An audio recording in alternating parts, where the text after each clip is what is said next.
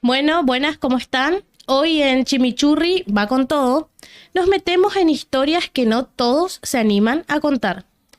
¿Te animas a escuchar? Hoy vamos a hablar un poco de el lado misterioso de Paso de los Libres. Chicos, ¿ustedes creen en fantasmas? Acá me acompañan Pablo y Dalila. ¿Creen en fantasmas? Y si te diría que sí, te miento. Yo soy bastante escéptico con ese tema. Bueno, creo que todos tenemos como alguna historia de plaza, barrio, algo para contar. Y es de eso un poquito de lo que vamos a hablar hoy. Así es, exacto. Le traemos algunas historias que se han relatado en nuestra ciudad de Paso de los Libres. Y hoy les vamos a presentar para que ustedes también, por si la han escuchado o si no la han escuchado aún, hoy les vamos a relatar. Bueno, ¿qué es para ustedes o qué les transmite hablar de estos temas paranormales? Pablo, No sé. No sé, yo no creo mucho en eso, así que sos no. medio escéptico. Sí, no me importa mucho ese tema. También comparto la opinión de Pablo. Bueno, yo creo mucho en estas cosas porque me sucedieron banda de cosas. Y acá, por ejemplo, justamente podemos hablar del ex regimiento número 5, ¿lo conocen? Ajá, Empezamos sí. fuerte. Muy- Exactamente. Bueno, como se sabe, ahí funciona el Colegio San José. Yo hice toda la primaria y toda la secundaria en el colegio. Bueno, vamos a contar así brevemente cómo qué fue ese lugar. Fue una unidad del ejército argentino con una fuerte presencia en la ciudad. Claro, donde su actividad estuvo marcada por el paso de cientos de soldados con criptos. Cerró en 1994 y desde entonces el edificio quedó en desuso o con funciones mínimas. Tiene construcciones antiguas, pasillos largos, galpones, sótanos y túneles, lo que lo vuelve ideal para alimentar el imaginario popular. Y es verdad que tiene túneles porque en lo que sería la cancha grande que le decíamos nosotros en la escuela, una vez fueron a arreglar la cancha con, o sea, con máquinas, camiones y eso, y sí aparecían túneles, Claro. totalmente sí. Bueno, vecinos que también viven en inmediaciones cercanas, ¿no? Y personas que han trabajado en el lugar también cuentan sus historias, que se escuchan pasos o los arrastres metálicos. Algunas personas han visto figuras vestidas de militar caminando por los pasillos. Hay relatos de gritos lejanos o voces en sectores donde no hay nadie. Sí, sobre los sótanos y túneles, se dice que el regimiento tenía túneles subterráneos. Sí, los tenía porque hemos visto túneles, algunos comunicados con la zona del río o con otros edificios. Claro, también escuché la versión que esos túneles se utilizaban en la época de nuestra dictadura militar para la circulación de personas que claramente no podían ser vistas por el ojo de la sociedad. Sí, así es. Personal de seguridad o personas que han estado de noche en el predio dicen haber sentido presencias, ruidos de armas, pasos sincronizados, como si se tratara de una formación de soldados que ya no están. Sí, Se quedaron en la guardia eterna. nosotros, por ahí cuando había alguna reunión de padre o algo a la noche, nos metíamos en esa como de explorar el colegio de noche. Y sí escuchamos pisadas, me acuerdo que en el baño de mujeres, eh, entro, o sea, esta es una anécdota personal, ¿no? Me voy al baño tranqui y escucho como alguien cantando. Yo pienso, o sea, que es la portera que la llamábamos Poli. Hola Poli, ¿cómo estás? No sé qué sé yo.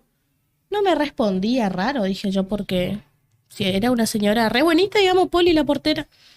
Sigue ese canto, como una mujer cantando, que venía de un baño en particular, me acerco y no había nadie. Nadie en el Uy. baño. Yo la única en el baño. Protégeme, Señor. Con tu espíritu. También me acuerdo que en uno se decía, donde fue mi curso de cuarto año, creo, era un curso, o sea, no era un curso normal, era todo con, ¿cómo que se dice? Azulejos, toda Así es. la pared, el piso, todo, y una pileta larga, y se decía que ahí era la morgue del regimiento. Vos entrabas a ese lugar y se te congelaba el cuerpo, literal, un frío.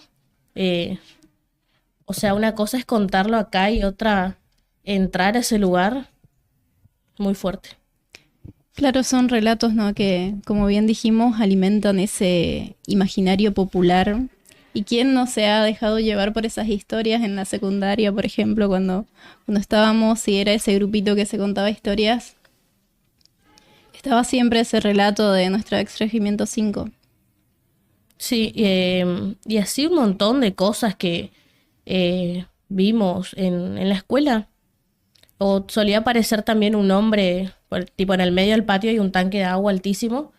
Solíamos ver un hombre parado allá arriba también. Capaz son ecos del pasado. ¿Qué decís, Pablo? Historias inventadas o los fantasmas de los soldados que aún hacen guardia, aunque ya no les haya, Capaz se quedaron en aunque su no, guardia eterna, como comentábamos anteriormente. Puede ser. Lo cierto es que vos entras a ese lugar y te recorre una sensación distinta. Por ahí nosotros que íbamos todos los días a la escuela ya era como normal, digamos, o pasaba desapercibido, pero es un lugar imponente, digamos. O sea que su silencio no es tan vacío Para como nada, parece. para nada. Bueno, y después tenemos otro relato que es sobre los túneles de en sí de toda nuestra ciudad de Paso de los Libres, ¿no? Donde, bueno, acá tenemos particularmente sobre nuestro anfiteatro, Sobre el cine de Paso de los Libres, sobre ¿no? nuestro cine. Se escuchan rumores, abandono, cosas que se escuchan. durante años el viejo cine de Paso de los Este Libres. relato se llama El túnel del viejo cine, ¿no? Durante años, el viejo cine de Paso de los Libres fue un lugar mágico. Pantalla grande, olor a pochoclo, butacas de terciopelo, pero detrás de la pantalla y bajo el suelo se esconde una historia que no todos conocen. Se dice que el edificio tenía un túnel subterráneo. Algunos afirman que conectaba con el río Uruguay. Otros que llevaba directamente al ex regimiento número 5. Hay quienes aseguran que era un pasaje secreto usado por los militares o incluso por contrabandistas durante los años oscuros de la historia. También los he escuchado eso, sí. Pero es curioso, ¿no? Que nadie ha podido confirmar si existe eso en verdad. Para mí no pasan de ser relatos. En mi opinión personal, ¿no? Yo opino No, igual. La existencia de los conozco. túneles. Claro, no conozco siempre, obviamente. O sea, no podemos decir para qué se usaron los túneles, pero de que hay túneles porque, como les dije, yo y muchísimas personas lo hemos visto, los que recurríamos, los que íbamos siempre al colegio, digamos, una vez arreglando la cancha, como les conté, con retroexcavadoras, máquinas, camiones, sacando tierra para rellenar otro lugar, aparecieron los túneles, es posta. No sabemos para qué los usaban ahí. Claro, también. Pero Una los vez túneles están. también creía en ese relato hasta que una vez vi a unos señores trabajando en un tendido de cable que va por debajo de la ciudad y dije, oh, mi mamá me asustó toda la vida con los túneles. Y no hay que, como ya lo mencionamos, no hay que dejar de recalcar que era un lugar usado en la última dictadura militar, ¿no? O sea, ¿para qué se habrán usado esos túneles? Queda Solo la imaginación. eso. Lo curioso es que nadie ha podido confirmar su existencia con pruebas, pero hay testimonios. Personas que trabajaron en el cine afirman haber visto puertas cerradas con cadenas detrás del escenario y una vez un electricista había entrado por error a un pasillo de piedra con olor a humedad sin luz que desapareció luego de las reformas. El cine cerró, cambió, se transformó, pero quedó la leyenda. Bueno, por las dudas, no paso más por ahí de noche. Se dice que cada vez que alguien pasa por ahí, no, como que se pregunta, ¿no? ¿Todavía sigue ahí abajo? ¿Qué se escondía en ese túnel? ¿Por qué lo sellaron? Otro relato a poquitos pasos de nuestro cine es también las historias que he escuchado de la vieja Plaza España, ¿no? Bueno, yo en mi visión personal, en mi creencia personal tenía entendido que era un cementerio, pero no, había sido que no. ¿Ahí en la plaza? Ujú. Sí, como que medio que, no sé, se me hace toda esa zona es media raro, ¿no? ¿Qué se les Es hace a rara. ustedes? Sí, Es yo muy nunca había rara. escuchado ninguna historia de la plaza. Es muy rara porque al horario que vos pasás de silencio, no sé si los vecinos son muy tímidos. ¿O son no. muy tranquilos O es- vecinos o ya es la energía del lugar, ¿no?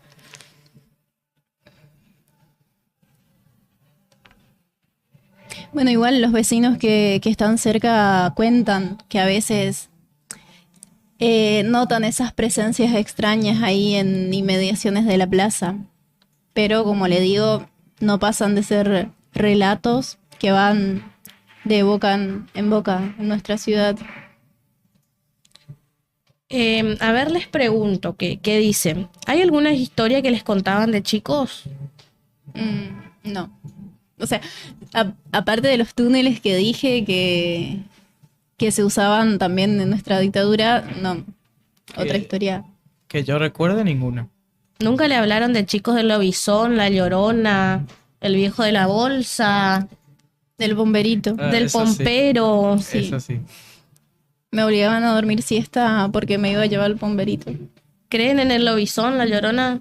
No. No, particularmente no creo, pero sí escuché de bocas de personas que confío en la palabra y ahí me queda en un... Vieron que por ahí pasa que por ahí nuestros abuelos, abuelas que acostumbraban a vivir en el campo, tienen como muchas historias con lo que es el pombero o el lobizón. Así es. Por ejemplo, bueno, yo vivo en los barrios. Se dice que ahí donde, o sea, para ubicarlos un poco en espacio, sería pasando el hospital nuevo. Se dice que ahí en el barrio mataron a un chico, lo que sería bien ahí en la esquina de lo que ahora es mi casa, pero le estoy hablando de años atrás, ¿no? Y como que se ven cositas. Se siente esa presencia rara, pesada. No sé si ustedes son de creer en las energías, pero Sí. Eso sí. es como que cambia el aire, gurises, sin mentirles. En la zona allá del barrio donde yo vivo, ¿no?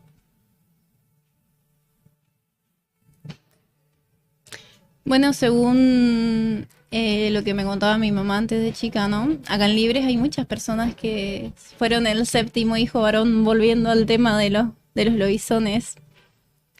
Y también conozco una persona que fue bautizada por un presidente, porque en En nuestra tradición en nuestra tradición de acá de la Argentina hay un decreto, si mal no me equivoco es el 848, que estipula que el presidente puede bautizarle al séptimo hijo varón. Y en 2009 se modificó este decreto y también pasó a ser a la octava hija mujer, a la séptima hija mujer, o a la octava. No, a la séptima, A la séptima porque se hija dice mujer. que el séptimo varón es el lobizón y la séptima la bruja. Claro, Sí, bueno, por parte de mi papá, digamos, son 9 hermanos, 7 varones de seguido, y mi abuelo siempre cuenta que les llegó la carta del presidente, digamos, para hacerlo bautizar a mi tío, digamos, al séptimo, pero no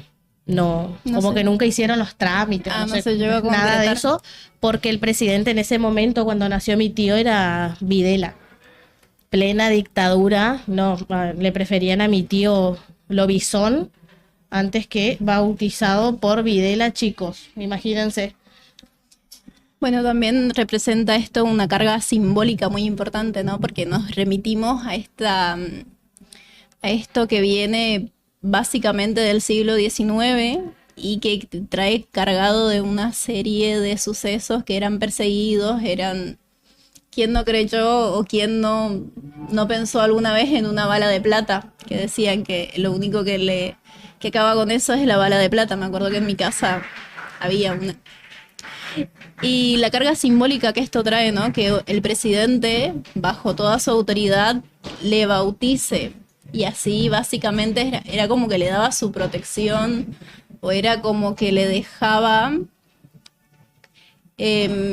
al margen de todo eso de las persecuciones o de las acusaciones de, el séptimo hijo varón es Lobizón.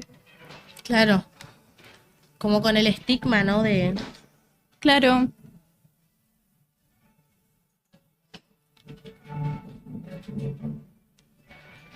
¿Nadie conoce alguna que les hayan contado algún vecino, familiar, amigo, algo que les haya pasado así, paranormal o raro? No, nada. No. Precisamente de eso hablábamos hoy y los dos nos mirábamos y decíamos, no, nada. ¿Vos tenés algo para contar? Contanos, No, mi por familia, favor. de lo que yo sé, mi familia siempre fue bastante escéptica con este tema. Así que no, Sí, nunca es tuve verdad. ninguna historia. A mí me mandaban a rezar, mi familia es católica, imagínate. Le llegaba a decir, sentí un suspiro raro en el fondo, me mandaban a arrodillarme de los santos. ¿El maíz? No, sí, qué sé yo. Hay gente que cree, hay gente que no, se respeta todo, ¿no? Obviamente. Pero sí, que las hay, las hay. Eso. De que las hay, las hay.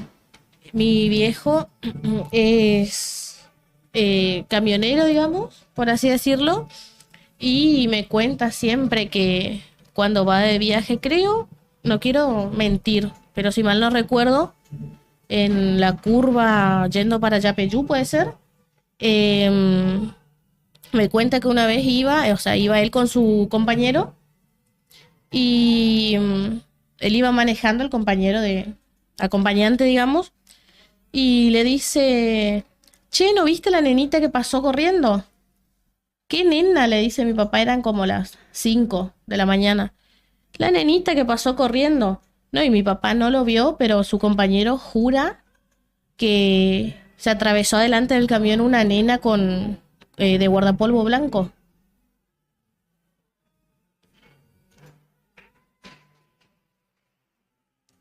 Dios mío. Te hela la sangre si te llega a pasar eso, ¿eh?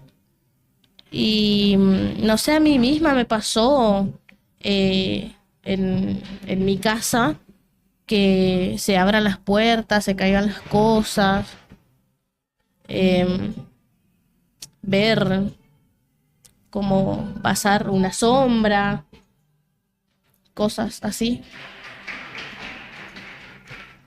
¿Y cómo fue para vos vivir en ese ambiente, o sea, criarte en ese ambiente? Acabo de recordar una anécdota que tuve, sí, paranormal. Contanos. Cuando tenía 10 años, me desperté bien a la madrugada, no me acuerdo bien qué hora era, habrán sido las 2, 3 por ahí, de una pesadilla me levanté. Y veo que está la puerta abierta, que yo recuerde, nunca dejábamos la puerta abierta. Y estaba viendo la sombra de alguien que estaba parado ahí. Y yo sabía que estábamos todos acostados y que no iba a llegar nadie a esa hora.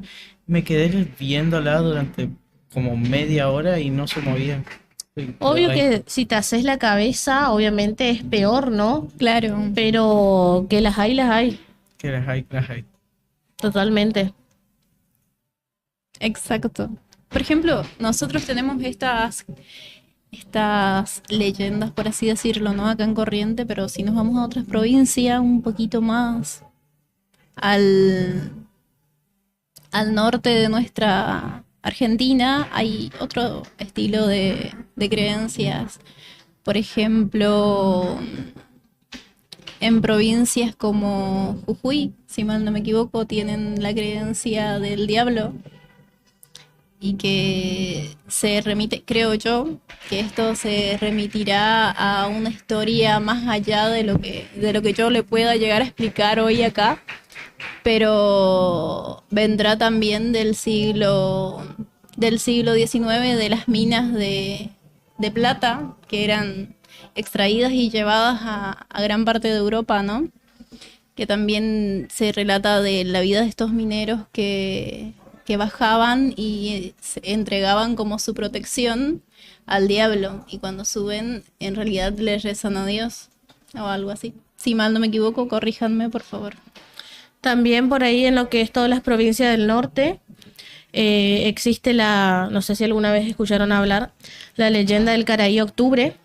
Es muy arraigada acá lo que es la cultura guaraní. Y para eso no tomamos la caña con ruda. Que exactamente, que la leyenda cuenta, ¿no? Que cada 1 de octubre un duende maléfico recorre las casas para verificar si hay suficiente comida, para controlar lo que son las siembras, las cosechas, todo eso, ¿no? Y si encuentra algún hogar con escasez, castiga a los habitantes de esa casa, digamos, con miseria hasta fin de año. Mira, nunca había escuchado eso. ¿Lo conocías? No. No. Por eso se dice que la tradición, o sea, para que no te ataque, por así decirlo, Caraí Octubre, es hacerle una ofrenda con abundante comida para asegurar la fortuna y que no llegue la miseria a ese hogar, ¿no? Mira vos, primera vez que escucho ¿La historia? esa historia. No conocía. El 1 de octubre, el cumpleaños de mi mamá. Ahí no sé si le vamos a dejar comida. La leyenda del Carau, ¿conocen? La del chamamé. Sí, he escuchado el chamamé, pero no, Ni idea. no sabría a qué es. O sea, cuenta la leyenda que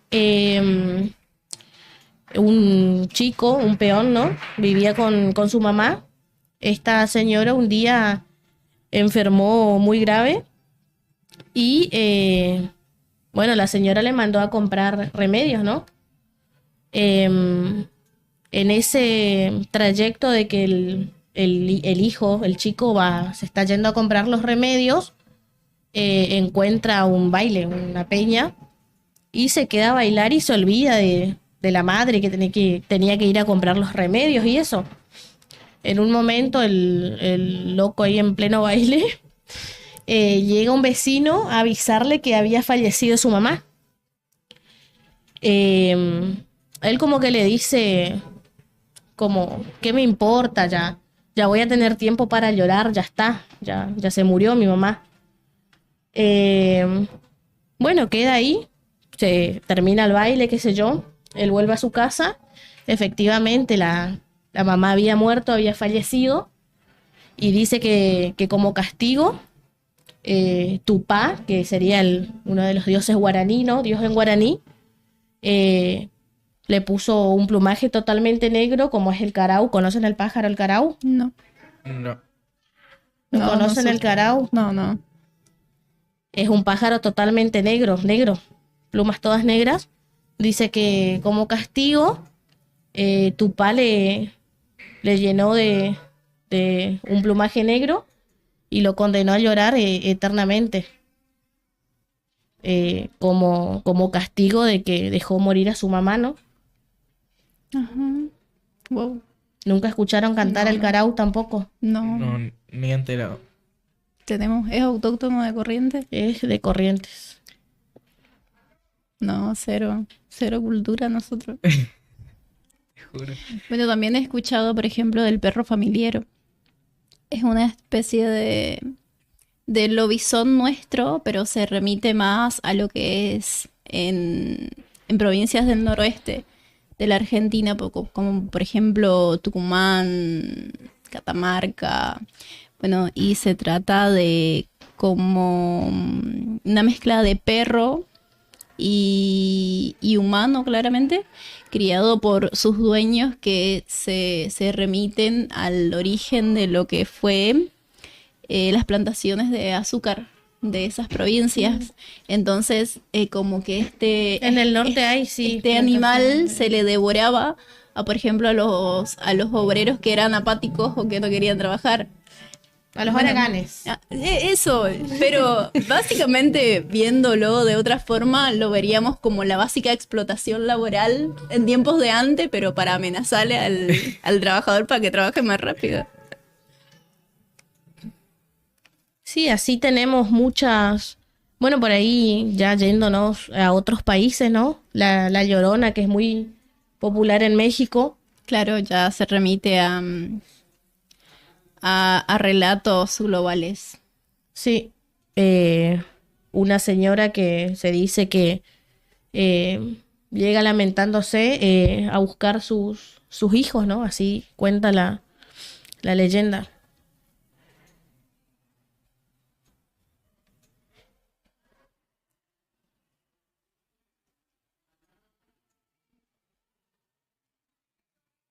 ¿Alguna vez a ustedes le dijeron que tenga cuidado con las camionetas negras o blancas que le iban a llevar y le iban a sacar los órganos cuando eran chicos? Sí. Yo me crié con ese miedo. No sé ustedes, pero para mí también es una especie de creencia popular ahí que alimenta ese miedo colectivo a no salgas de noche, que no andes sola, que... O sea, es como que alimentan ese suspenso, ese miedo de toda la sociedad en su conjunto, porque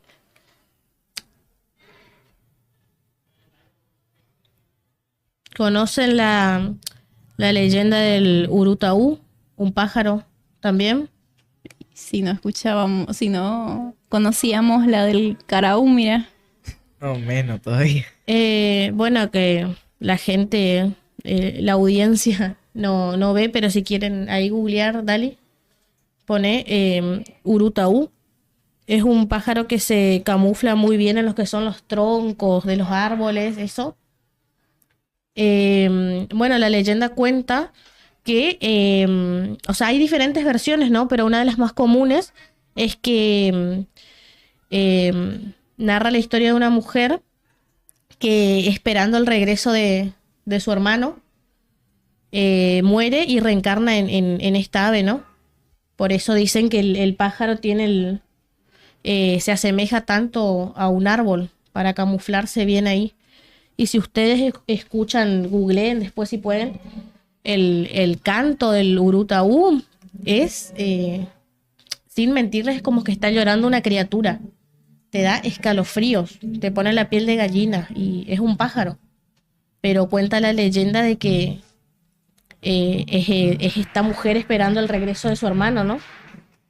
Busquen después, Ulises. Te da escalofríos. Creo que sí, creo que la conocía, pero la conocía con otra versión. El llanto del pájaro. Conocía esta versión que se remite a nuestros tiempos guaraní, que se trataba de una joven que se llamaba Cristinita, ¿no? Que era hermosa y era hija del cacique guaraní.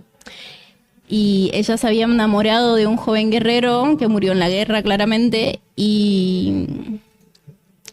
pero otras versiones decían que él fue asesinado por un pretendiente de ella que era muy celoso. Entonces, llena de dolor, Luz Bella se internó en el monte a llorar eternamente. Entonces, los dioses Tupá, en la mitología guaraní, ¿no? Parte de nuestra mitología guaraní, la transforma en este ave nocturno, en el Urataú, que por eso en las noches dicen que se escucha ese llanto triste, que es ella buscando a su... Sí, si ustedes escuchan, es netamente un lamento el canto de este pájaro. Es muy, a mí al menos me da cosita porque es como que está literalmente llorando una persona.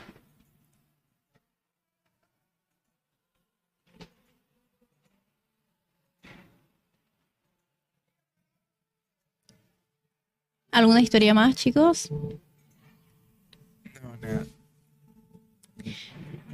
Bueno, dicen, vamos con la última. Acá tenemos un relato de una casa misteriosa en Paso de los Libres, en una vivienda del centro de nuestra ciudad encima. Obviamente no vamos a dar ubicación exacta porque hay personas como yo que todavía tienen miedo a pasar por ahí.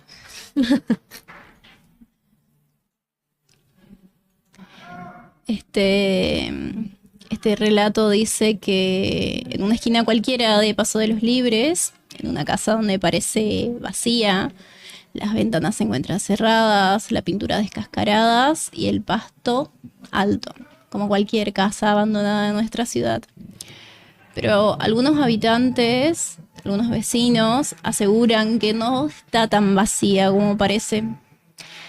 En esta casa, dicen los relatos, dicen los que vieron, dicen los que escucharon, que se prenden luces, aunque su conexión eléctrica no tiene conexión eléctrica. Y se oyen ruidos como golpes secos, pasos y una risita finita como la de un nene, pero que no viene de ningún lado. Dicen también que una familia intentó mudarse al lugar, pero duró solo 3 días. También otro relato que había escuchado fue que una familia se había mudado con muebles nuevos y que al volver los había encontrado rotos y llenos de tierra. Y que nadie habita allí desde hace años. ¿Será alguna presencia que se resiste a irse o a dejar ir su hogar o a abandonar lo que fue su hogar en este mundo Se terrenal? dice sí que por ahí en las construcciones muy antiguas, casas, hospitales, donde por ahí fallecieron no personas, justamente lo que se puede, o sea, lo que dicen, ¿no? Que se ven son personas, son esas almas que no quieren soltar no Su quieren hogar. dejar su lugar, digamos, sí, Su lugar totalmente. terrenal. Eso. Tal vez sí, estamos en presencia de una historia como esa. Y apuesto que no es la única vivienda en Paso de los Libres donde No, debe pasan haber estas cosas.